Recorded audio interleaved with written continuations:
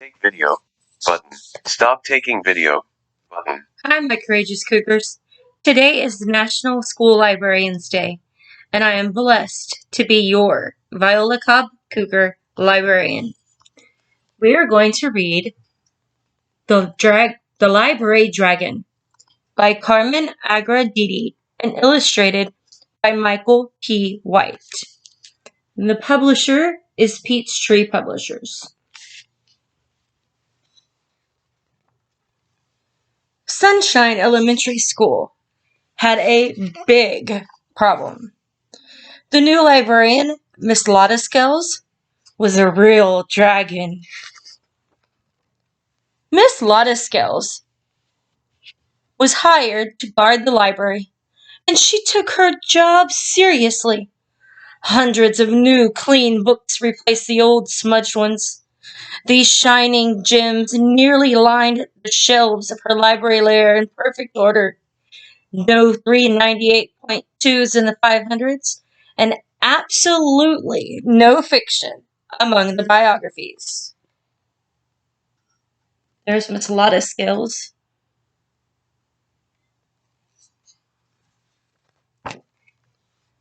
She kept a fiery eye out to make sure that no one removed any books from the shelves. Her motto was, "A place for everything, and that's where it stays."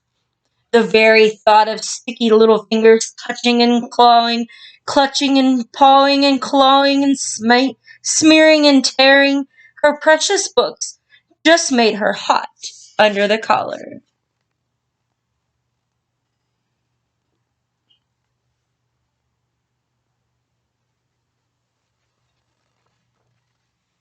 Miss Scales thought that the way the book spread an unfounded fear of dragons was positively inflammatory.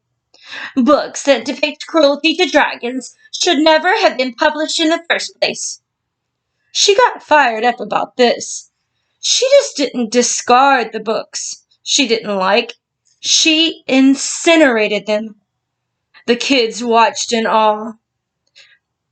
"Well, that settles that," whispered Albert Hoops. "Where there's smoke, there's fire. And that Miss Scales is a real dragon, all right."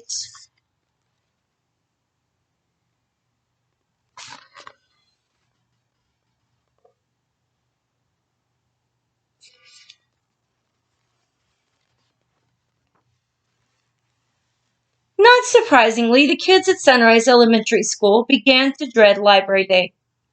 It wasn't long before the teachers stopped sending the children to the library. They kept coming back singed.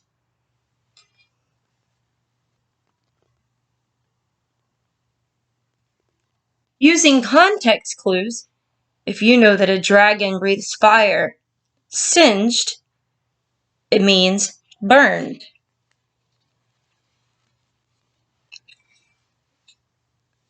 First, the principal tried to reason with Miss Scales, but his plan backfired. Instead of cooling her down, he just fanned the flames. "And finally, don't forget who does the hiring, Miss Scales," sputtered the principal. "Oh, really? And who does the firing?" asked Miss Scales with a glare and a flare that caught his tie on fire. "Now cut that out," he said, as he waved smoke out of his face. "No smoking in the library," Miss Lotta Scales said dryly. The principal fumed. The teachers were incensed. Worst of all, the children had missed reading and story times for weeks, and their grades were going up in smoke. So, the teachers formed a delegation, and after a trip to the cafeteria kitchen to fortify themselves, they paid a visit to Miss Scales. I wonder what the plan is.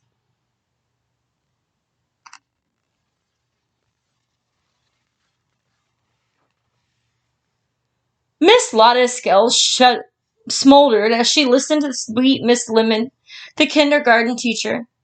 "And most importantly, Miss Scales, dear, the children miss story time." "Story time, schmory time," blew Miss Lotta Skills. Why, if I let children touch these books with their gooey fingers and snotty noses, this library wouldn't last a week. And she stared so ferociously at all the teachers that they threw down their weapons and claimed out. All except Miss Sweet Lemon.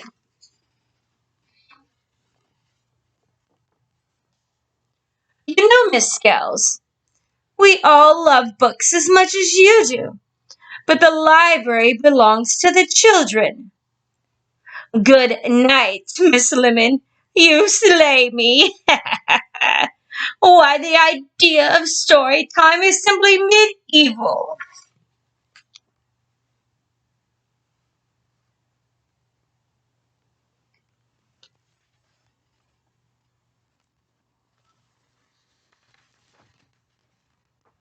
Emergency PTA meeting.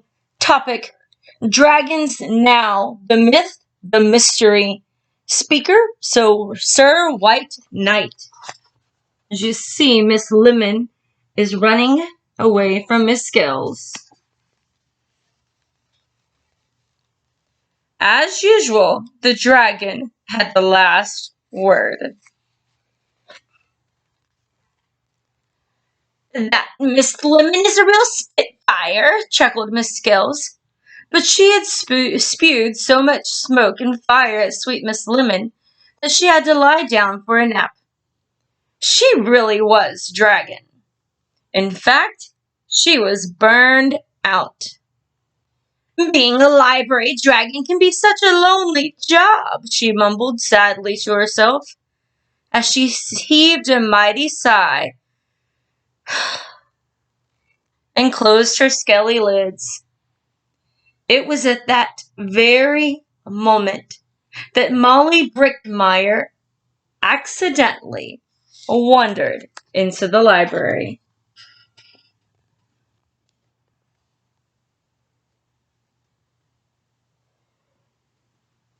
There's Molly.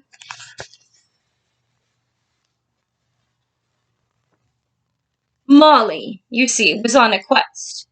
She had lost her glasses and couldn't see a thing without them unless it was right up under her nose. She stumbled into a bookshelf and a book fell onto her lap. She never saw the sign that read, "Don't touch the books, for display only." It was over her head. So she held this one right under her nose and began to read out loud. First, a class of second graders in line for the water fountain heard her and tiptoed in to listen. Then the fourth graders outside playing kickball heard a story being read and crowded around the windows. "Speak up," someone said. Molly Brickmeyer spoke up. Word of story time in the library spread like wildfire at Sunrise Elementary School. Everyone was listening, even the library dragon, and her ears were burning.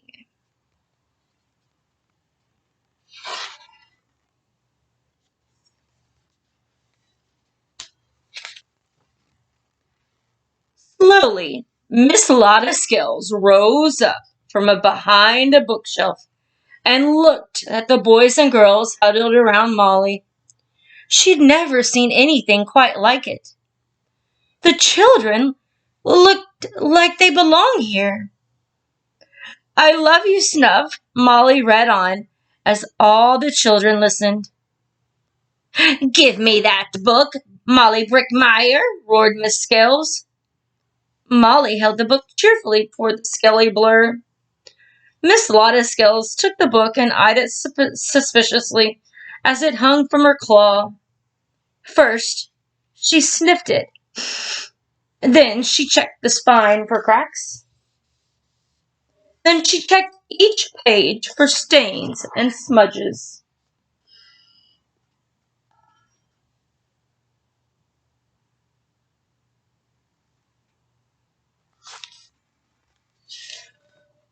Finally, Miss Scales looked around at the children and cleared the smoke from her throat. "Now, where were we? Why, yes, I love you, Snuff. At first, the children were way too nervous to listen. But when Molly Brickmeyer climbed up into Miss Lotta Scale's lap and didn't get scorched, they all relaxed. You're warm, whispered Molly. Don't interrupt, Miss Scales crackled. Everyone was listening so intently that they almost missed it. As she read, Miss Lotta's scales began to fall onto the linoleum floor with a clickety-clack, clickety-clack. Oh.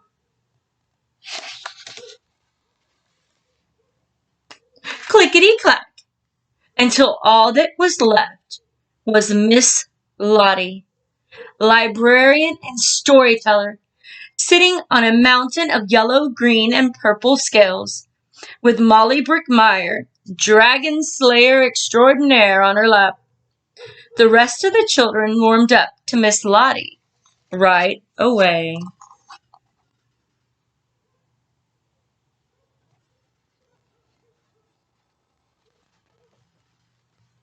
The changes in Miss Lottie's new kid-friendly library were hard to miss. No, not surprisingly, the kids at Sunrise Elementary School began to love the library day. Miss Lottie's transformation, however, was not complete. Mind your library manners. Open books, open minds. But then, every librarian needs a little bit of dragon, or else, who would guard the books? There's Miss Lottie's tale. And it says, the end of our tale.